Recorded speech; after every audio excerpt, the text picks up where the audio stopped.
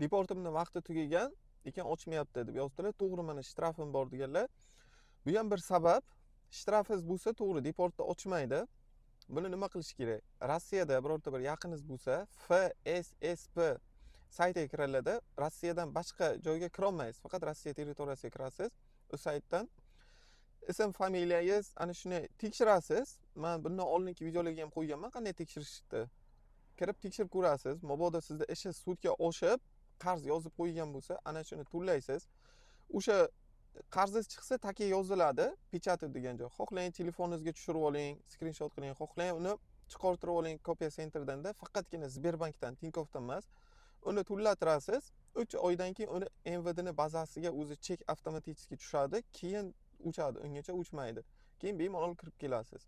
Hozirgi vaqtga Rossiyada ishtirok qilganlar juda qattiq olyapti. Ehtiyot bo'linglar, ishtirok qilmasligiga.